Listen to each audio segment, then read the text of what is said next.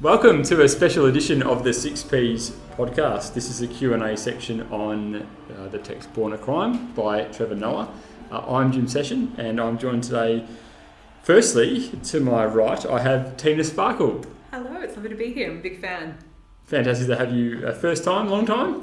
Oh, first time, but a good time. Can't wait to get going. Fantastic. Thank you so much for joining us, Ms. Sparkle. And we've got, speaking of Sparkle, we've got Clark Sparks here as well. How are you, Clark? How you going? I'm well. Happy to be here.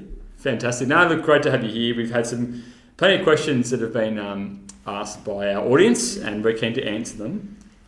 Before we start, though, I wouldn't mind seeing and finding out what it is about this text that resonates with you the most. So what about this text do you like the most? And I might start with you, Tina. What about Born a Crime speaks to you? What about Born a Crime? Well, look, I think it's an obvious one, but I think it's the way that he intersperses these, really quite intense, emotional, at times tragic, at times scary anecdotes with humour. It's such a unique way to tell a story, and it's something that when I first read this text really gripped me and inspired me to keep going.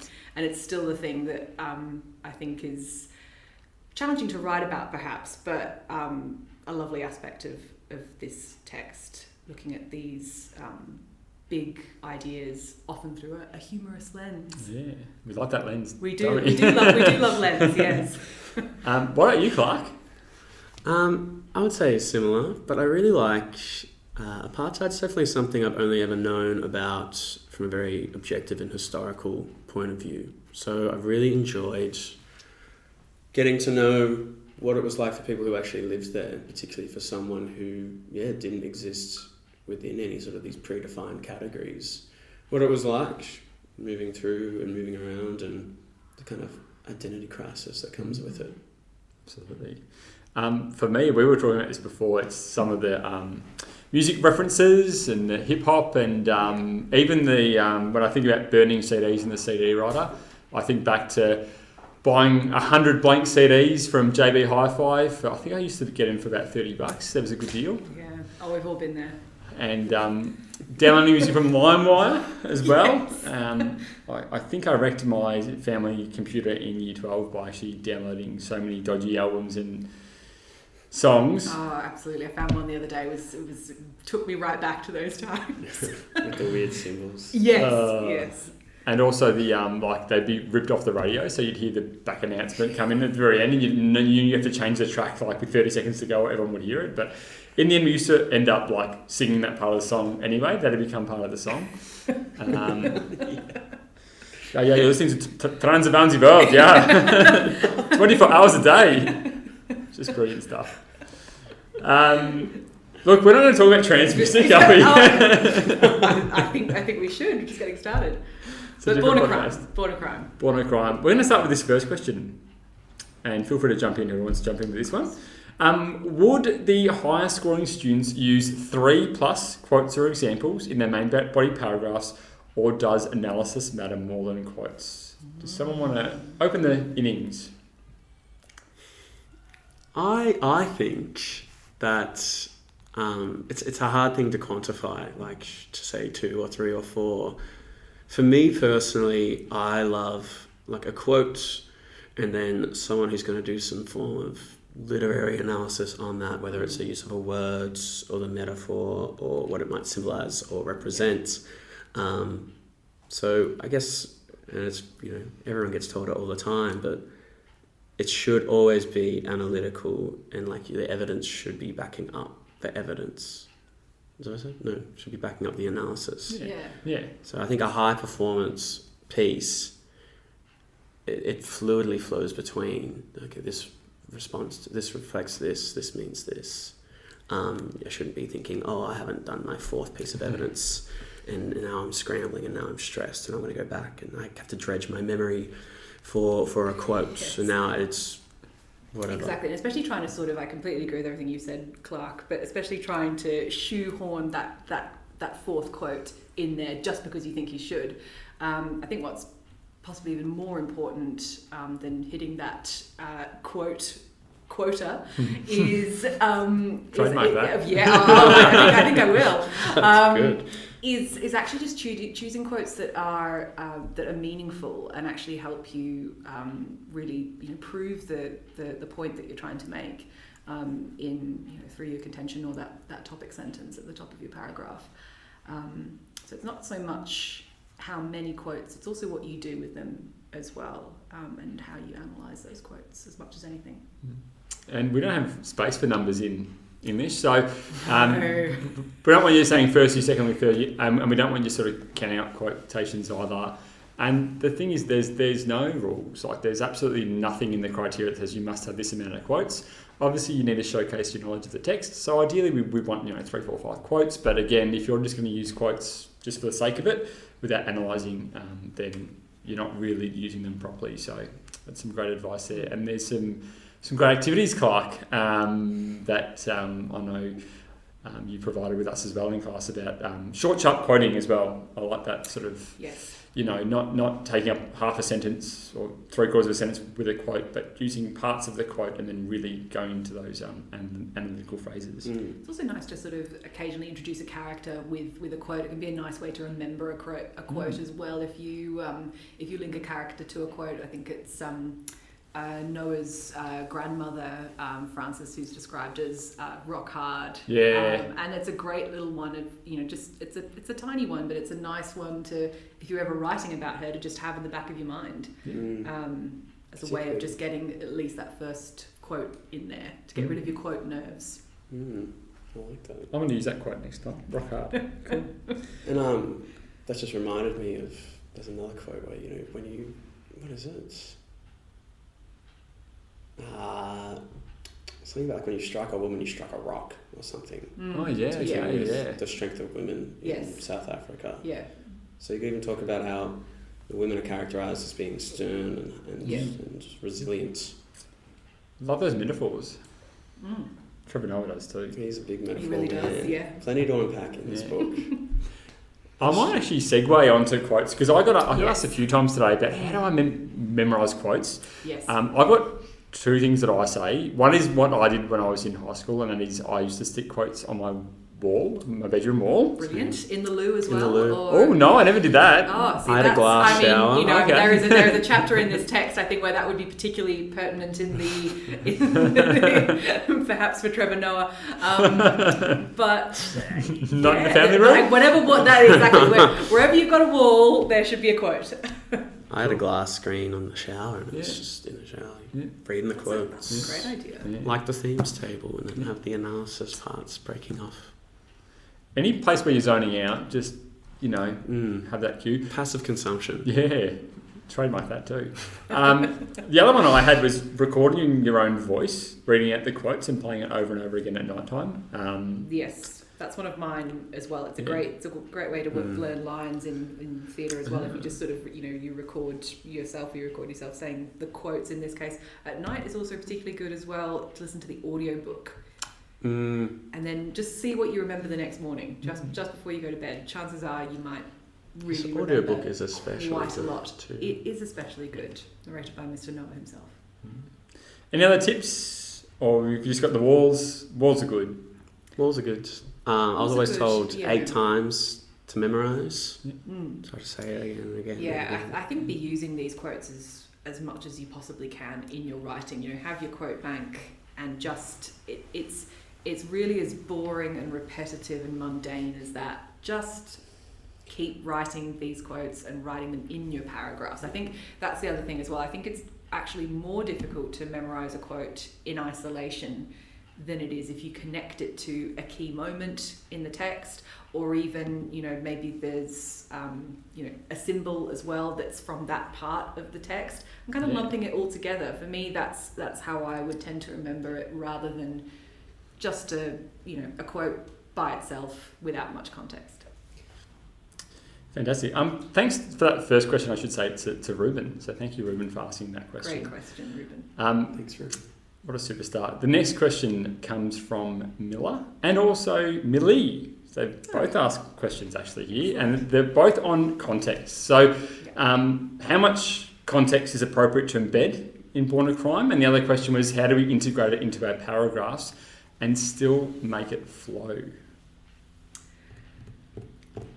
Well, I think views and values statements can be a great way to do this. Either sometimes it can be nice to open with a views and values statement in your topic sentence, or that sort of final linking sentence is a great way to leave us with that message. We were discussing this earlier, but you should always be thinking about the context and the given circumstances, even if the word apartheid doesn't appear in the question, or patriarchy, or whatever it is. You're always considering these things and how they cause certain figures in Born a Crime to behave or act or react to their environment, essentially. But I think you really want to avoid it becoming a bit of a history lesson on apartheid, essentially. Always be thinking, how does this connect back to the question that you're being asked, essentially? How does it help you answer this question, essentially? This is something that we used to get told when I was doing my literature course, but nothing exists in a vacuum. Like this, and this is particular to memoir. He's talking about his childhood and his life. Like it's political in nature. Like, to not talk about the context is to miss out on so much of the value of this text. If you don't understand apartheid systems, you don't understand institutionalized like racism, or what it is to be deemed born a crime, then you are going to miss a lot of the ability, I think, to actually be analytical. Like, there needs to be some sense of cultural capital that you can draw on to have strong analytical statements. If you don't know anything about South Africa's past, its history, or its legacy now, this book's probably not going to make much sense to you. So how are you going to incorporate it into your writing? I think saying apartheid's a pretty solid way to do it. I know we've been talking about using that C sentence. I like a topic sentence that's foregrounds the idea. Then usually is going to be a somewhat broad statement, how he explores gender roles, or how he explores the power of language. Okay, now explain that to me in some contextualized way. He uses this by integrating into several different groups. Why does he need to integrate into several different groups? Yeah. Because they're all racially divided. Why are they racially divided? Oh, because of apartheid. What's apartheid? So I think when I think of strong analytical statements, I think about what's the context, because that's his values, his ideas, his concerns. He's commenting on the society he was raised in, and he's talking about the things that he values and the things he's warning us of. So that's my perspective. I concur with everything you've said. The thing I like about this text is also you've got the prefaces, which are really context heavy. And the structure of that is we get taught about the context first, and that's the macro stuff, and then the micro stuff is how it impacts on Trevor and people living under it, both during and post as well. And it's a good little structural feature you can hit on as well. But yeah, you do. It's a text response essay. You've got to remember that. But everything that happens in the text is apartheid. But yeah, be judicious. Absolutely. Yes. Next question it comes from Aria. Hello, Aria. Hi, Aria. Asking about, can we use quotes in an introduction? This is a very controversial question, actually. Love a bit of controversy, though. Oh, do you want to handle it then? Oh, I might as well start. Miss Sparkle. I got this question today myself in class, and it is a great question. And I have seen some excellent essays where the student has opened with a quote, opened their introduction with a quote, and that can work very well. What I would say more broadly, however, is, again, it's all about how you use this quote and why you're using it. So if, assessors read a lot of essays, we as teachers read a lot of essays, this might be a great way to potentially set yourself apart from others by opening with that quote. However, I would caution against just using it because you think you should, or even trying to somehow embed it into one of your arguments.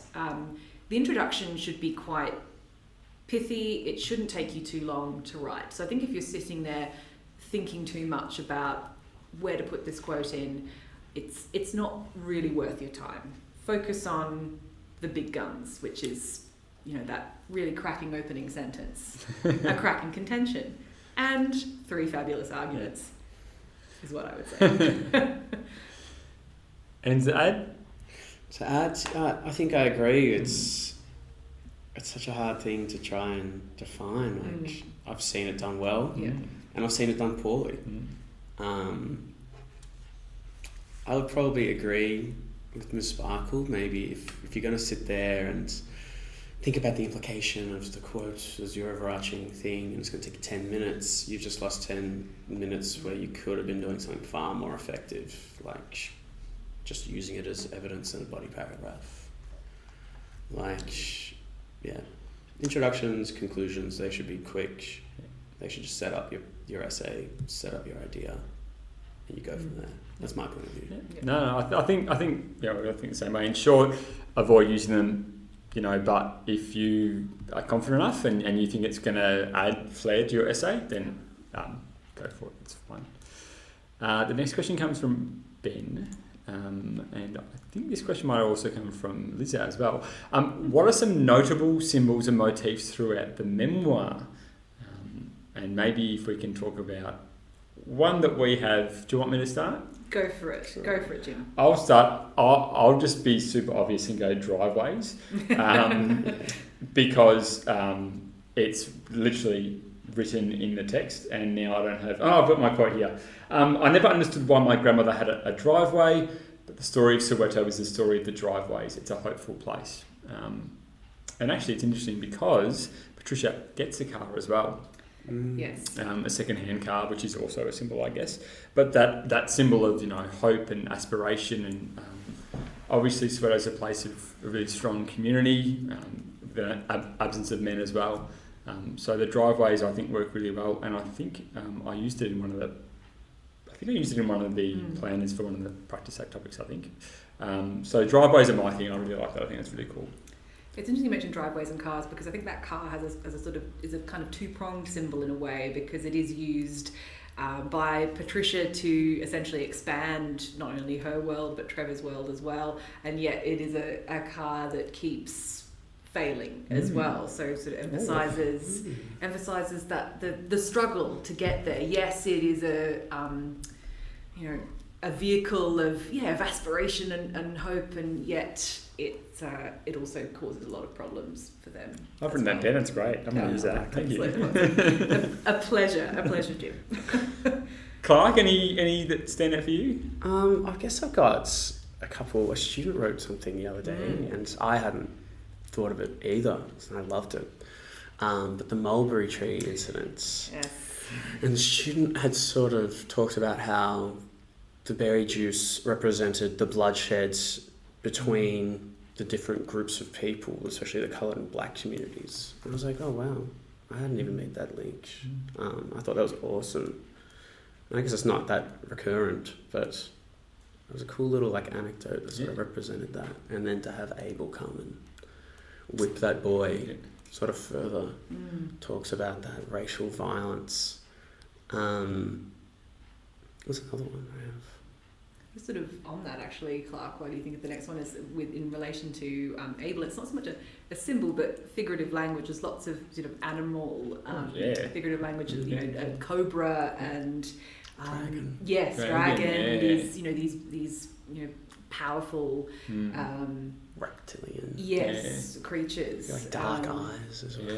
I think that's quite nice as well. It can be quite fun to write about, because I do think with this sort of stuff, it's great if you as students can always play to your strengths. That's the advice I would always give my students, is play to your strengths. What do you enjoy writing about? What is your favourite symbol or moment of figurative language or simile or metaphor, and can you make that work for you across a variety of different topics? Essentially. don't think it's necessarily a symbol, but I love all of the religious allusions in the text as well. Like we have something that I thought of as a good Catholic boy myself. They're in Eden Park at the start, and our first sort of anecdote of the mother and father child relationship is being cast out of a minibus in Eden Park. So we have the Garden of Eden. We have these people, and he's becoming older now. You could consider the loss of innocence of childhood as the gaining of knowledge. They've been thrown out of this bus, and he's now seeing the world as it is, and that the Zulus and the Xhosas don't like each other, and that there is discrimination even between the black communities and the coloured communities. And he's now open to the world around him. Like, I think I love those biblical allusions. He says he had to memorise the Bible as a child. That ties him in with the sort of Western canon of writers, like Shakespeare, grammar school. His writing matches the writing of the King James Bible. So he's tied himself in with this Western canon, even though he's a South African mixed-race boy. So he's tying himself to all of these different cultures, his chameleon-like nature. Cain and Abel. The mulberry tree itself is a story from the Old Testament. Oh, I didn't know that. There you go. Yeah, it came up in reading recently. Write that down. I can't remember what it is about, but I'm sure it has a link. So he's got a lot of these hidden little nuggets and allusions to the Bible. The ones I like are he talks about the stories from the Bible that he loved, and he talks about David versus Goliath. He talks about Moses parting the Red Sea, and he talks about Jesus whipping the accountants. And it's like these it's that define, and especially it's emphasised because he's not religious himself. No. Trevor, he calls that out. He goes, "Look, I'm not as religious as my mother," but that sort of inspires him to be that defiant, resilient, trying to overcome oppression. I think is really cool. There are a lot of biblical references though. Fully Bibled up. Any other it's a different podcast. Any other like literary textual features? I mean, we spoke about prefaces. I think that's a nice way in sometimes with the context. Any others that sort of your go-tos or anything you've heard that you really like? I really like the sort of little moments where Noah, comes out of that narrative voice and into, sort of his own internal thoughts, and they're often italicized. And that's sort of really nice window into, what, child Noah was thinking or feeling in that moment, or it might be a sort of, particular, truth that he wants us to know as well. So I quite like that. And I guess a lot of people have been writing quite well actually about these shorter sentences that Noah uses to often build tension or to emphasize a key point. So that's been really pleasing to see. Actually, there's when I first read this text, I thought, maybe there's not as much. Sounds sort of quite snobby to say, but literary, devices, literary, value here. What are we going to pull out? And actually, the closer I looked, actually, I realised it was, it's ripe for discussion. There's so much there to unpack. I would agree. I think, the preface to the chapter is so good. Objectivity versus subjectivity. You've got to talk about his use of humour, and then you've got to also talk about, I think, like irony. Irony is such a big one. Like he's constantly being ironic. He's presenting things as maybe we should understand it, and then he flips it around, or the self-deprecating humour. Like I think you can definitely bring in his use of humour into any essay question, for sure. I think you almost should. What else did he do?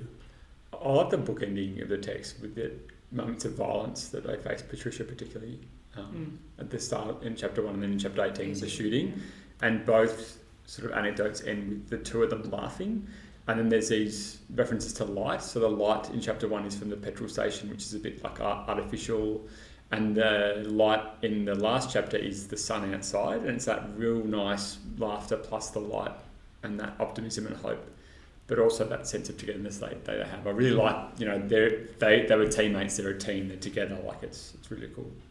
Yeah, the Tom and Jerry relationship. Yeah. That's something I was thinking of just before, but the sort of random jumping between kid, adult, or teenager, and that could sort of also help to symbolise the chaos of his identity growing up as well. And when he looks back, it might not be a linear thing. He has all these different stories that come in. This is why I'm like this, and like this, and like this. And you can even draw that to the effects of apartheid. Absolutely, and there's that context again, eh? There's the context. There's the analysis. It's a good segue. We sort of touched on this. I don't know if we want to add any more to it, but how do you write about views and values? That was one of the questions. I think that was from Liza. Yes. Hello, Liza. Yes. How do you write about views and values? You're right, Jim. We did touch on some good points in your essay to include views and values. So possibly in your topic sentence, or possibly even as a linking sentence at the end of your paragraph as well. I think it can be also quite a nice thing to occasionally include in the middle as well. Perhaps when you've given that first example, that first piece of evidence, and you've analysed it, and perhaps you want to give us, the readers, an understanding of what that what that key message is, or what that view or value of either the society or Noah's is at that point. That could be quite a nice moment before you introduce your second example. Nice. I think even in your first sentence, in your introduction, Born a Crime is a memoir about, what is it about? What's his view, or what's his overall message? Can you distill the text into one sentence? And perhaps in your contention as well, it could be sort of embedded in there as well as your contention. It's these big ideas, and then your arguments are essentially part of proving these ideas. So that could be a nice way to include a little contextual snippet. Because it's not like it's Animal Farm where it's a warning. Yeah. Right. This is it's a complex text, and he has a lot of things that he puts forth. So how can you talk about that? And like you said before, like what about your strengths? Like what speaks to you when you read it? Because you're probably seeing things that I haven't seen, or Spark hasn't seen, or Session hasn't seen. Yeah. And how can you bring that to life in your writing? 'Cause that's what's going to be insightful and creative, and that's what's going to make you stand out. Absolutely. Great feedback. Next question comes from Tom. Hello, Tom. Wolves man, he goes to the Wolves. Is it better to use words from the prompt in your contention, or use synonyms for the key words? What are your views on this, Jim? My views are, not every word is interchangeable. So, like, I was having this discussion today. A student was writing about religion, and they used theology as a word. And I get it, they are connected, but it's not quite interchangeable. And I said, maybe Christianity might be a word that you could use there instead if you feel like using religion all the time. What I would always say is the contention word, that your contention should be formed from the key terms within your essay topic. But synonyms and even antonyms, like if it's about justice, you can talk about injustice as well. If you've got words that are interchangeable, feel free to use them. It makes your writing a little bit more expressive and adds a bit more flair. But if you don't have those words, I always say, like, you need to prove to the examiner you're responding to the topic. So if you can't think of any, just keep going back to those key topic words. That would be my feedback. And I'm sorry that you're not allowed a thesaurus. It's really annoying you're not allowed a thesaurus. So annoying. But a dictionary can still work, because a definition might, you might spark something, pardon the pun, in your mind about, that's a definition. I know a similar word to that. So you do have your dictionary there as well if you need it. But obviously your key terms, apartheid is a very specific word, but within apartheid sits things like racial classification and segregation and prejudice and racism and all those things. So sometimes it could be a matter of as well picking out aspects of the key terms and then using those to sort of formulate some of your analysis. Yeah, I would say as well, sometimes changing or finding synonyms for those key words can also sometimes maybe help you not just simply repeat the prompt as part of your contention, which of course, like if I read that in an essay, I'd say, well, look, at least the student has a contention, which is great. But it's always great to try and move beyond simply repeating the prompt back in your introduction, and essentially just adding a bit of extra spice and moving up a level. Zest. A bit of zest, that's it. A bit of a sprinkle of zest to your intro. I'm starting to think about that recipe from the exam report. Yes. Can't wait to go through that when we start to tackle protest. That was inspired. Really? Needed a vomit emoji, I think. There was a lot in there. Yes, there's a lot in there, that's for sure. It's quite the recipe. There's going to be so many recipes next year, I reckon, on the exam. I think there might be, yes, for sure. Home ec, eh? Good times in year 8. Indeed. Did you have anything to add, Clark Spark? Nothing new. I think I just agree. If topic first, say it again if you need to. If you can't think of anything, you've got to respond to that topic. It's got to, unless it's all just void. But I love synonyms. I think that's how you're going to show your nuanced take on something. But don't claw the heart out of the question because you are trying to come up with the craziest words that you can think of, and then you think it sounds good and you have no idea what you're writing about. I did try and get the word rapprochement into my Year 12 essay. Did you? I did. How did that go? Good. Well, the Lantana, the film, Lantana. Sonia and Leon have a rapprochement. I also did Lantana. Did you really? Did. We should speak further. Quick tidbit. Yeah. Kerry Armstrong lives in my building. Really? Yeah, she was the actress in the film I did, and I felt like saying, you had to watch your film about 5,000 times. Anyway. Again, different podcast for Lantana. Different podcast. Lantana being a symbol as well, obviously. Indeed. More on that later. With Norm the gardener. Yes. All right, 2 more questions to go. Next question. What do I do if the essay question is too broad?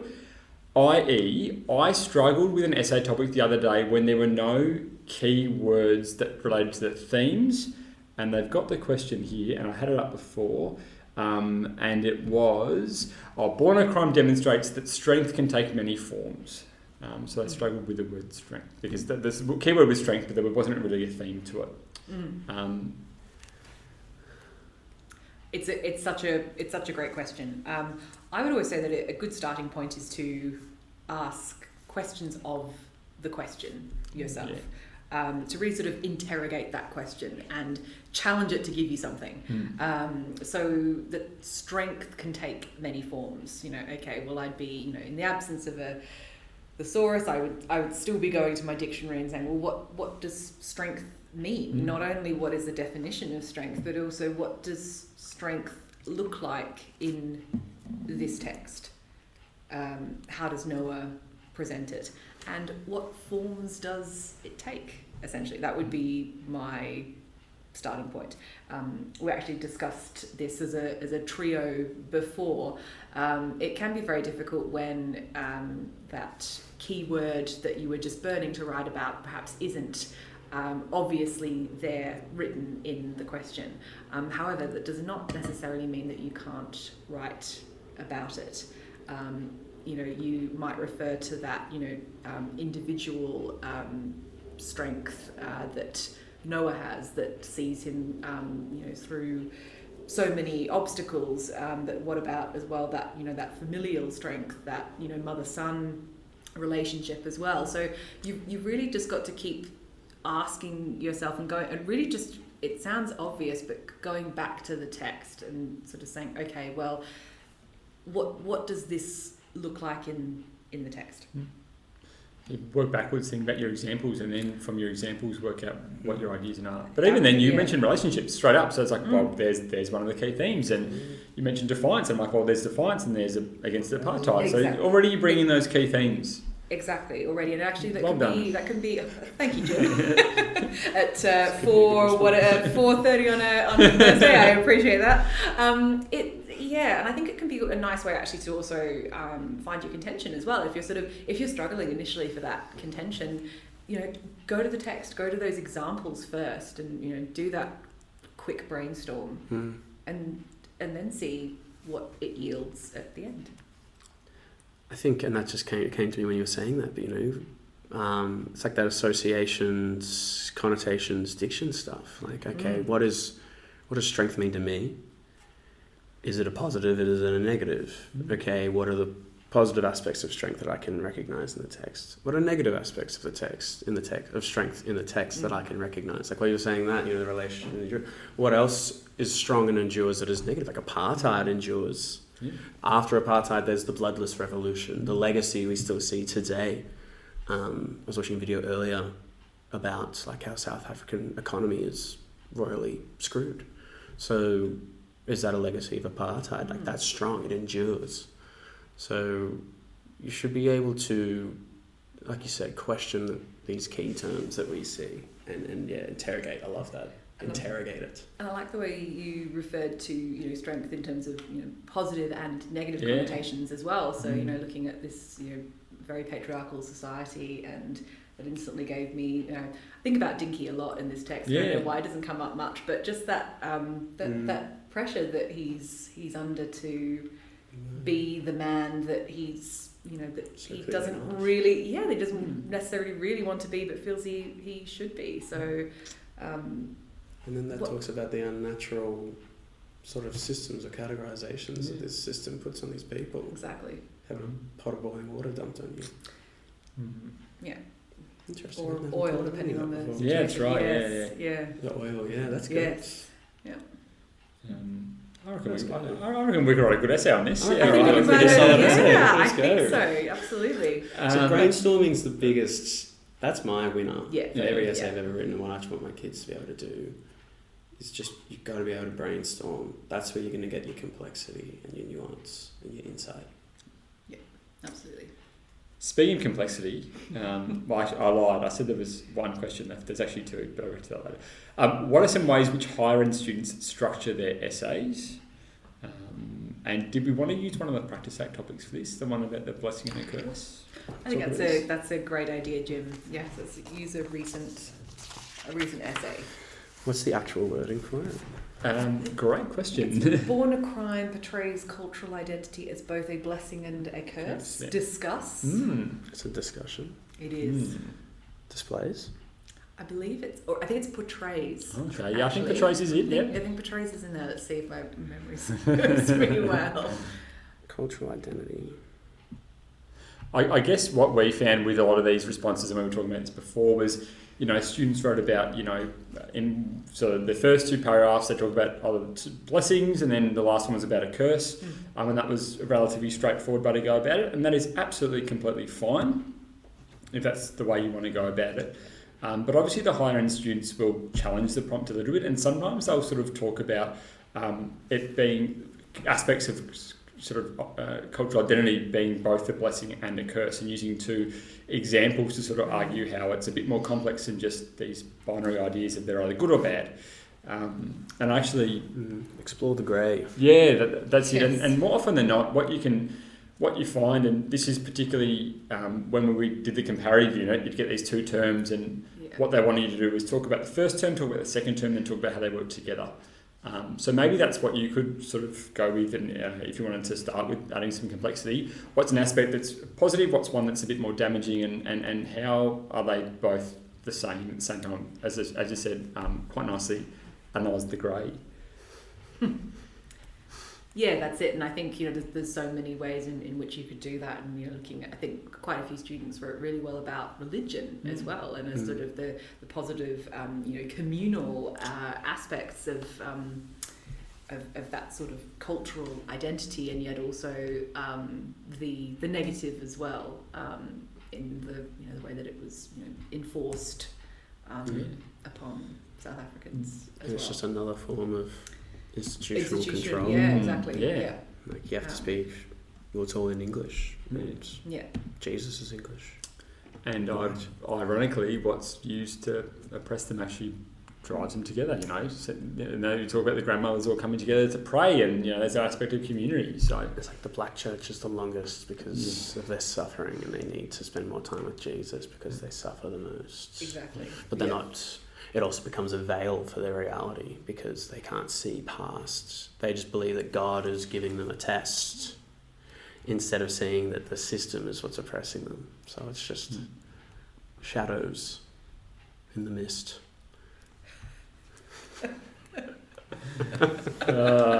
Indeed. And so many kids are talking about language, and obviously he talks so much about language as being like his key to how he survived his life. But it's also he talks about it too, like he felt that he could connect with so many people. He was a chameleon, but I unpacked with my class, like why does a chameleon like it change its skin?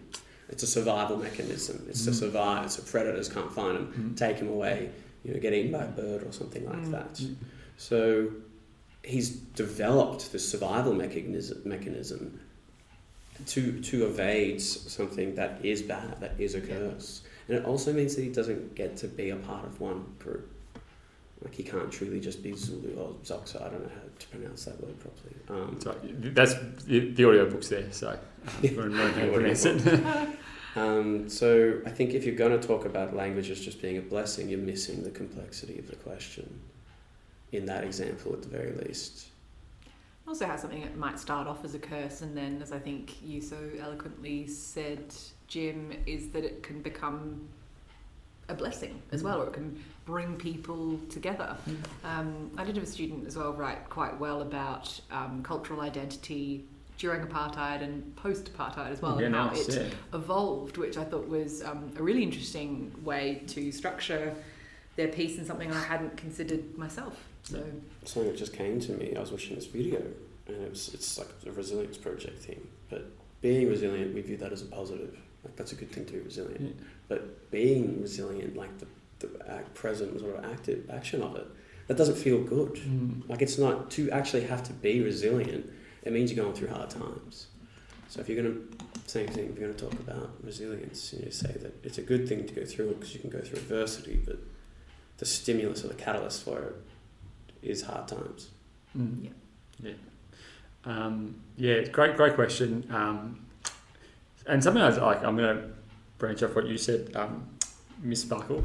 Your examples are there for your flair. Like that's. I mean, when we talk about essay writing, it's pretty straightforward. That there's a structure we sort of want you to use, and but it's your examples or unique examples that maybe we haven't read before that'll stand out, and that's what sort of I think makes an essay stand out when we read something. I never thought about that. That's really cool. So try and find your unique perspectives. Our last question comes from Aria, and Aria asks, "What's the sack on?"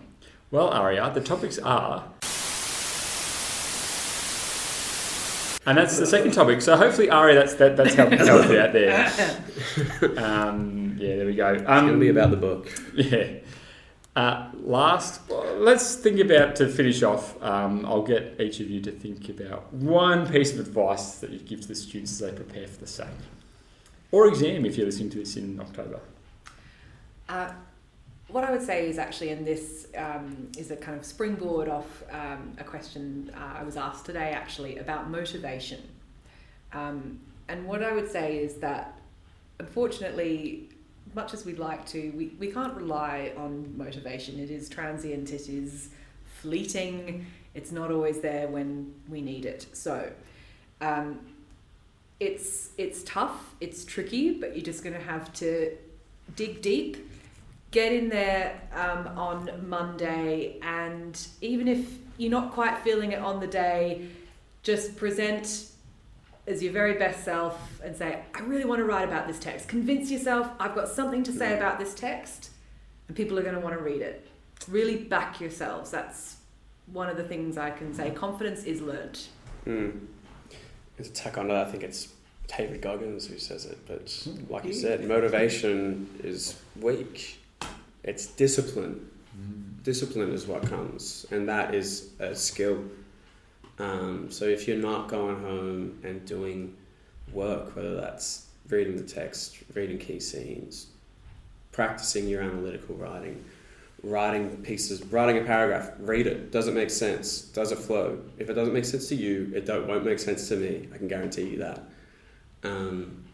You've got to think about people reading your work and how it's going to be perceived. Look, it's going to be a difficult year. It's challenging, but there's a lot of value in knowing that you can do hard things as well. So, yeah, pucker up, have fun. It's not too bad. And just write something. Just write. Take a deep breath and write something. You're going to be fine. Yeah, and this is just the SAC is your chance to show off. You might never get the chance to write English essays ever again, but you're probably going to have to write essays and express yourself in whatever field you sort of pick. So use this as just a way to do that. Pretty much every student in VCE has to do English. So everyone's in the same boat. And I just think you've got like 4 or 5 months of summer. So, put in the hard work now, and then you can enjoy the fruits of your 4-month vacation. Indeed. There is light at the end of that tunnel. Absolutely there is. Much like the end of Born a Crime. Indeed. The sunny outside. That's a great way to wrap up, isn't it? So, Tina Sparkle, thank you so much for joining us today. Thank you so much, Jim. I'll have to do it again. Oh, I look forward to the next time. And to Clark Spark, whose name I didn't manage to butcher, thank you for your... I've written down a lot of notes from both of you, actually, so I'm looking forward to doing some more writing, I think. It'll be really good. Thank you for joining us today. We should write our own essays. I think we should. I think we should. That's how it goes. Yeah, thank you. Yeah, I think the kids are going to be pretty harsh on our writing, I reckon. I think they might be, as they should be. Absolutely. Chance to go back. Yeah, big red line. Redundant. Thanks so much for joining us today. We'll catch you next time, and all the best with your assessments.